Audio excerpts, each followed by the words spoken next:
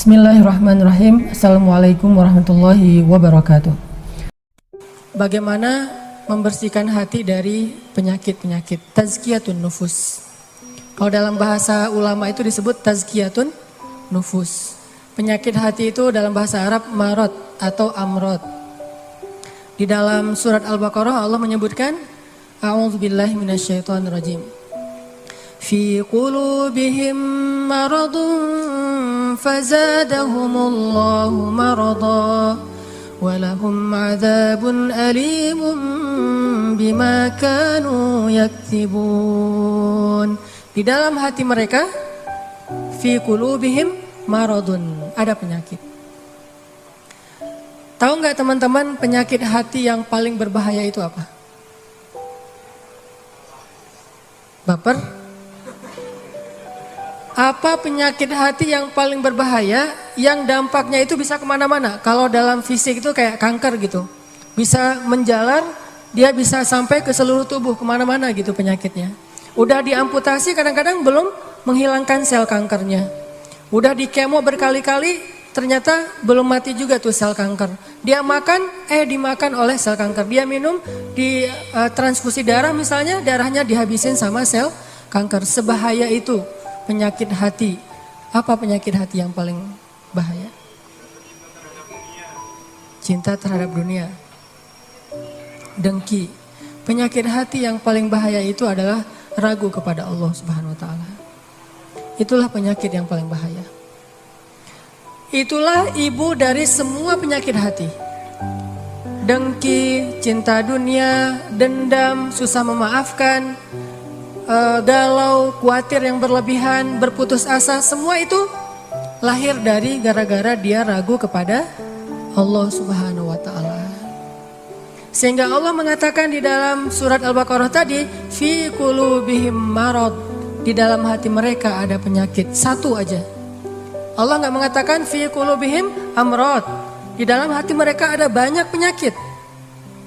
Tapi Allah mengatakan fi qulubihim maradun, cuma satu penyakit. Dalam sebuah konsep tafsir, dalam sebuah pandangan tafsir, marad, penyakit apa yang ada di dalam hati mereka? Padahal hatinya banyak, tapi penyakitnya sama, yaitu asyak, raib. Di dalam awal surat Al-Baqarah Allah mention kita, dzalikal kitab la raib, tidak ada keraguan. Nanti di halaman berikutnya Allah tegaskan lagi, wa in kuntum fi raibim mimma nazzalna ala abdina fa'tu bisuratin. Kalau kalian masih ragu, jadi di awal Allah sebutkan bab ragu, di halaman berikutnya ada masalah ragu, di tengah-tengah Allah katakan fi qulubihim marad. Itulah penyakitnya. Sehingga ketika orang ragu kepada Allah, dia akan banyak modusnya. Ya, orang kalau ragu sama Allah banyak modus. Bahasa modus dalam surat Al-Baqarah apa? Modus itu dalam surat Al-Baqarah khida. Yukhadi'unallaha walladzina amanu wa ma yakhda'un illa anfusahum wa ma yash'urun. Mereka pakai banyak modus untuk mengelabui Allah Subhanahu wa taala dan orang yang beriman. Padahal mereka hanya membohongi diri mereka sendiri.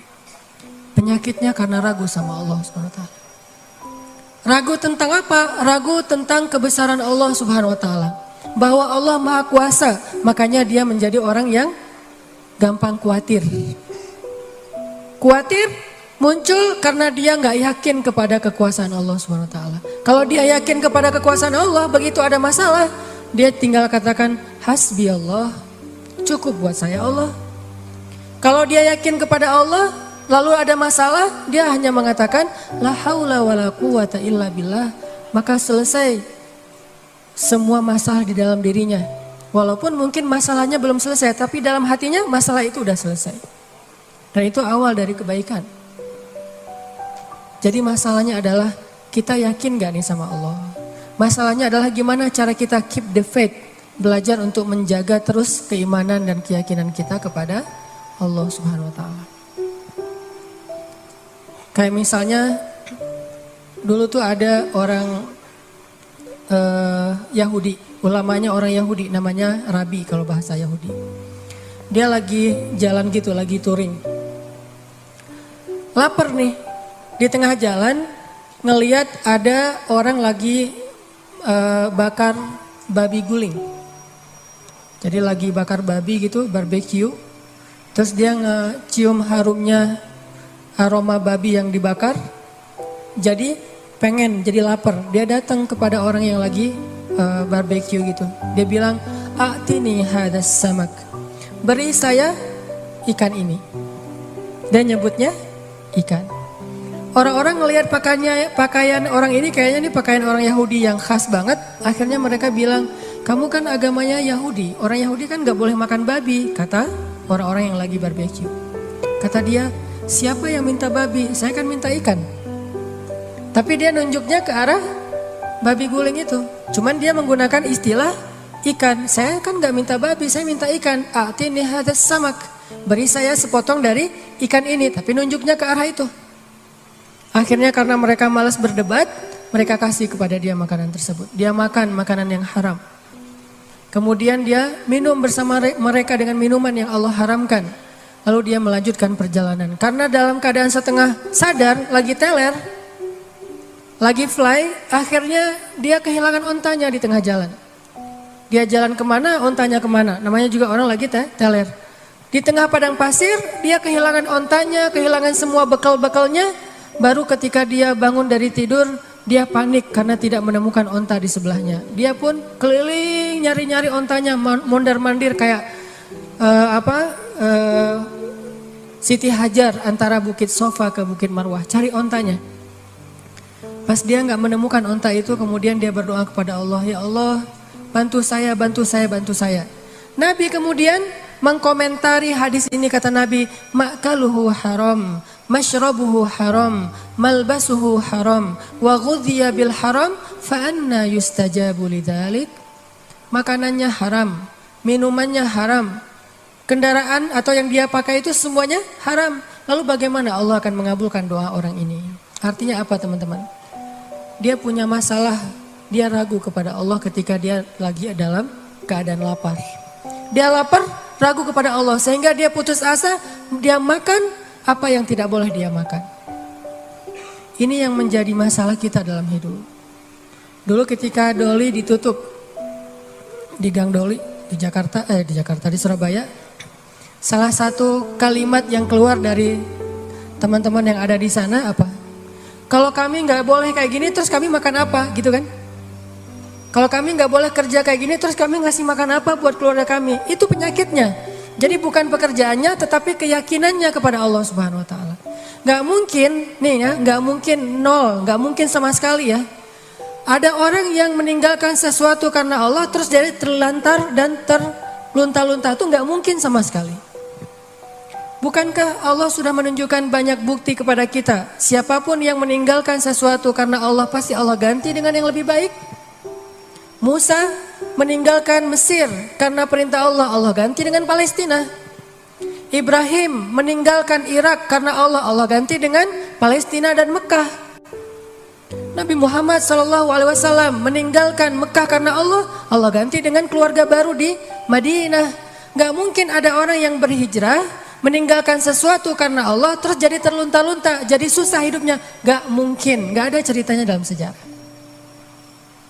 Masalahnya ketika dia meninggalkan itu, kadang Allah ngasih dia ujian kecil untuk melihat dia yakin gak sama Allah.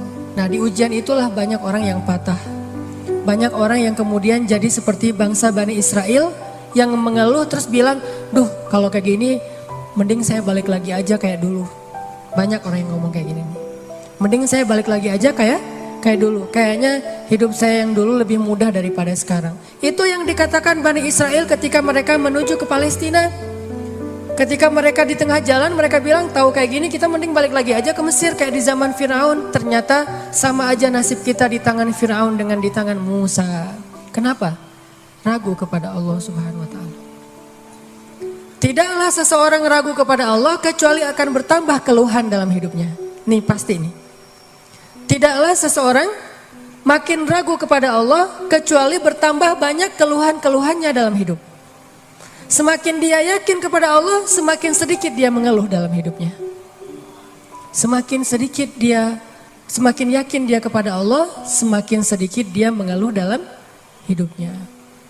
Makanya teman-teman, masalah paling besar dalam hidup kita itu, terutama masalah hati, adalah ketika kita ragu kepada Allah Subhanahu wa Ta'ala. Coba nanti teman-teman kalau misalnya lagi santai di rumah, cari-cari ayat tentang kebesaran Allah di dalam Al-Quran. Misalnya yang bikin teman-teman sering galau itu apa? Sebutlah masalah jodoh. Yang sering, bukan teman-teman sih, saya dulu juga kayak gitu. Namanya orang masih sendiri kan galau ya, saya bisa nikah nggak ya? Kayaknya nggak ada yang mau deh sama saya. Alhamdulillah Allah karuniakan seseorang yang mau sama saya. Kalau kita lagi galau tentang satu masalah, jalan keluar yang pertama yang harus teman-teman cari itu adalah Allah Subhanahu wa Ta'ala. Coba tanya kepada Allah, coba baca ayat-ayat Allah, gimana cara mengobati galau atau masalah di dalam hati kita. Misalnya masalah jodoh. Allah bisa kita baca di dalam firman Allah surat An-Nur ayat 32. Ini salah satu ayat yang bisa membooster teman-teman jomblo fisabilillah. Ini ayat jomblo banget nih. Ayat surat An-Nur surat 24 ayat 32. Apa kata Allah di dalam ayat 32? Iyakunu fuqara yughnihimullahu min fadlih wallahu wasi'un alim. Nikahkanlah orang-orang yang masih sendiri di antara kalian, baik yang merdeka ataupun orang-orang yang budak. Kalau mereka fukoro, apa arti fukoro? Fakir, gak punya apa-apa. Yughnihimullahu min fadli. Allah yang akan mencukupkan mereka dari karunia-Nya. Dan Allah maha luas lagi maha mengetahui. Ini ayat booster banget. Datang ke rumah calon mertua, capture nih ayat nih. Capture dulu ya, capture. Udah selesai capture, ditaruh paling depan. Jadi pas kita buka HP langsung ayat ini yang keluar gitu. Begitu ditanya kerjaannya apa, tunjukin nih ayat. Kan pertanyaan kedua pasti kerjaannya. Pertanyaan pertama siapa namanya, kedua kerja di mana. Siapa namanya, misalnya sebut nama kita, sebutlah Budi gitu. Oh iya, kerja di mana, masih kuliah atau udah kerja? Udah selesai kuliah Pak. Kerjanya Pak ini. Apa ini? Kalau mereka fakir, Allah yang akan mengayakan mereka. Hah? Ngeri juga udah pakai ayat ya. Dan Allah maha luas lagi maha mengetahui Pak. Itu juga saya dengarnya dari Ustadz gitu ya.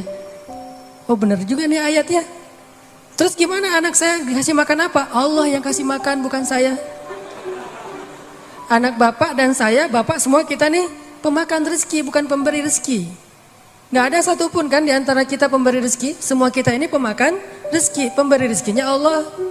Dan ini ayat modal saya banget untuk nembak si dia. Kan saya dulu nikahnya nikah ngutang. Maharnya aja ngutang ke sebelah. Tapi bilang ngutangnya jangan pas awal. Nanti aja kalau udah deal baru ngutang. Udah setuju nih, kita nikah ujung-ujungnya, boleh utang dulu. Ternyata Allah mudahkan setelah itu. Justru setelah saya nikah tuh kan dulu saya kerja gak jelas ya. Memang gak punya kerja sih, bukan gak jelas. Nikah tuh gak punya kerja, gak punya simpanan apapun, gak punya bekal. Pokoknya modalnya modal surat An-Nur ayat 32. Itu modalnya, catat tuh. Kalau perlu jadikan status. Justru setelah menikah saya ngebuktiin sendiri gimana Allah maha menunaikan janjinya. Allah gak pernah ingkar janji. Kalau kita fukoro, saya emang dulu fukoro. Gimana fukoro? Gak tahu mau makan apa hari ini juga. Namanya mahasiswa di luar negeri. Tapi kemudian setelah selesai nikah Allah mudahkan dengan tiba-tiba saya dapat kesempatan menjadi petugas haji resmi. Bukan outsourcing gitu, resmi. petugas haji resmi dari Depak selama 1 bulan musim haji dan itu lumayan penghasilannya. Pulang dari situ dapat tawaran untuk ikut audisi mengisi tilawah Al-Quran di salah satu televisi di Mesir. Yang ikut audisi itu banyak. Orang-orang Arab kan ngajinya bagus-bagus ya. Kelasnya udah kelas Al-Afasi, Al-Ghamidi, Toha Junaid, yang keren-keren lah bacaannya, suaranya, hafalannya udah pasti keren. Saya ikut audisi tuh. Ternyata dari sekian ratus orang yang ikut audisi, yang dipilih cuma 5 orang min ajmalis saut atau as-saut adz-dzahabi, suara emas. Dan saya alhamdulillah terpilih, entah gimana caranya, mungkin juri waktu itu juga lagi nggak dengerin saya, tiba-tiba dicontreng aja. Terpilih di antara 5 orang dari berapa ratus orang yang ikut audisi. Terpilih. Lalu dari 5 orang itu diseleksi lagi untuk ngambil 20 episode sekaligus. Yang lain cuma satu-satu episode. 20 episode siapa? Ternyata saya juga dapat dari 5 orang itu dipilih satu-satunya yang ngambil 20 episode di televisi. Alhamdulillah akhirnya ngerekaman, recording di TV udah selesai gitu, nggak kerja selama 6 bulan. Mulailah kita keliling-keliling nggak jelas gitu di Mesir mondar-mandir kayak 99 cahaya di langit Eropa gitu. Benar kan kata Allah, kalau mereka fuqara yughnihimullah, maka Allah akan memberikan kekayaan untuk mereka atau kecukupan. Jadi obat hati itu adalah yakin kepada Allah. Dan cara yakin kepada Allah, baca firman-firman Allah Subhanahu wa taala. Allah berjanji di dalam banyak ayat untuk bisa menjadi iman, menambah faith, menambah keyakinan di dalam hati kita. Tinggal kita baca aja. Banyak banget ayat-ayat kayak gitu. Jadi begitu kita galau tentang gimana nanti nih, apa yang harus saya kasih, gimana menafkahi, baca nih ayat. Gitu juga kalau misalnya kita cari kerjaan atau cari nafkah. Allah Subhanahu wa taala juga memberikan kita banyak sekali ayat-ayat yang menjadi janji dari Allah bahwa siapa yang yakin kepada Allah, pasti Allah Subhanahu wa taala akan menjaganya. Itu banyak banget ayat kayak gitu. Salah satunya teman-teman bisa baca minimal banget teman-teman bisa baca di surat Hud ayat 6. Coba baca surat Hud, surat 11 ayat 6. Ini juga ayat untuk ngecas iman kita. Apa kata Allah di ayat 6 surat Hud? Bismillahirrahmanirrahim. Wa ma min dabbatin fil ardi illa 'ala Allahi rizquha wa ya'lamu mustaqarraha wa mustawda'aha kullun fi kitabim mubin. Gak ada satupun hewan yang melata di muka bumi illa 'alallahi rizquha, kecuali Allah yang menjamin rezeki bagi mereka. Terus kenapa kita khawatir? Kenapa kita galau? Kan Allah yang menjamin, dan jaminan Allah itu sebaik-baik jaminan dijamin oleh perusahaan asuransi atau finance. Itu aja kita udah yakin gimana dijamin oleh Allah Subhanahu wa taala. Kayak ada orang yang ngambil asuransi kesehatan, dia nggak khawatir dengan sakit. Ada orang yang mengambil asuransi kendaraan, dia nggak khawatir kelecet atau terjadi kecelakaan, dirampok atau dicuri kendaraannya. Ada yang total loss only misalnya atau all risk, dia nggak khawatir. Kenapa? Ada yang menjamin. Ada orang yang mengambil asuransi pendidikan, dia nggak khawatir dengan harga pendidikan yang semakin mahal karena ada jaminan. Kalau kita masih sering ragu dan sering khawatir dengan hidup kita, berarti kita nggak yakin dengan jaminan Allah Subhanahu wa taala. Makin kita yakin dengan jaminan Allah, makin hilang rasa khawatir dalam hidup kita. Tenang ajalah, ada Allah. Ketika kita ada masalah sedikit, kita tinggal klaim. Dan mengklaim asuransi Allah itu lebih gampang daripada ngeklaim asuransi manusia. Ngeklaim asuransi manusia tetap aja ada biayanya. Tapi ngeklaim kepada Allah itu nggak ada biayanya, nggak perlu pakai nomor antri, nggak perlu jauh-jauh keluar dari rumah. Kita tinggal mengangkat kedua tangan kita mengatakan Ilahi, Robbi, saya ada masalah nih. Tetapi Engkau maha besar. Dan setelah itu hati kita akan langsung tenang. Ini teman-teman, di antara obat terhadap semua penyakit hati itu adalah belajar yakin kepada Allah Subhanahu wa taala. Teman-teman bisa baca juga nanti surat Al-Mulk. Ini surat yang benar-benar ngebooster hati kita. Jadi sesi pertama ini saya pengen sharing. Ternyata kalau kita pengen menghilangkan semua penyakit hati kita, mulailah dari belajar iman, belajar yakin kepada Allah Subhanahu wa taala. Kalau kita pengen belajar menjadi orang yang menjalani hidup itu penuh dengan keyakinan, penuh dengan harapan, orangnya optimis, caranya belajar yakin kepada Allah Subhanahu wa taala. Dan salah satu cara belajar yakin kepada Allah, baca ayat-ayat Allah, terutama ayat-ayat booster tentang kebesaran Allah Subhanahu wa taala. Inna fi khalqis samawat, dalam penciptaan langit, bukan cuma di langit tapi penciptaannya, prosesnya. Inna fi khalqis samawati wal ardi wa ikhtilafil lail wa ikhtilafil laili wan nahari la ayatin li ulil albab. Langit, bumi, silih bergantinya malam dan siang atau musim, di situ ada bukti-bukti bahwa Allah Maha Kuasa. Kalau itu aja buat Allah gampang, cuma kun fayakun, apalagi cuma ngurus kita yang cuma kecil dibandingkan langit dan bumi. Kita itu dibandingkan langit dan bumi gak ada apa-apanya. Kalau langit dan bumi aja buat Allah gak ada apa-apanya lagi, apalagi kita. Jadi intinya teman-teman, kenapa kita khawatir kalau Allah menjamin kehidupan kita? Kenapa kita khawatir kalau Allah berjanji menolong kita? Kenapa kita khawatir kalau Allah Subhanahu wa taala tidak akan menyia-nyiakan kebaikan kita? Ada orang yang pernah gak nyesel bantu orang lain gara-gara ternyata orang itu akhirnya nyakitin perasaan kita. Duh, saya nyesel dulu bantu dia. Duh, saya tahu gitu gak bakalan saya mau baik-baikan sama dia. Duh, nyesel juga saya kemarin udah nolongin dia segala macam. Nyesel juga saya kemarin ngasih tahu ke dia. Ternyata ujung-ujungnya dia malah menyakiti saya, mengkhianati saya, nikung saya dari belakang. Nyesel saya curhat sama dia, akhirnya jadiannya sama dia. Pernah kan gitu? Kita curhat sama teman kita, malah dia yang jadian. Kenapa dia jadian? Karena dia tahu banyak tentang si cewek itu lewat kita. Dan cewek ini gak ngerti, kok kamu pengertian banget, tahu banget tentang apa yang saya suka dan gak suka. Padahal itu hasil dari observasi kita kan ya. Kita udah observasi sekian lama, udah gitu kita curhat, dia tinggal ngambil hasil skripsi kita tentang si cewek ini nih. Dia pelajari, oh curhatnya berarti dia gak suka ini. Warna kesukaan dia ini, akhirnya ngasih kado ulang tahun warna yang dia suka. Jadian sama teman yang kita curhatin. Gimana?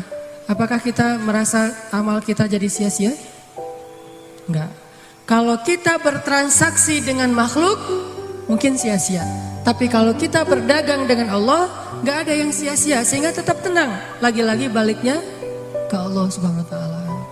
Begitu kita merasa dikhianati, disakiti, ditikung, dianggap bukan siapa-siapa, gak ada apa-apanya, kita tinggal mengatakan hasbi Allah.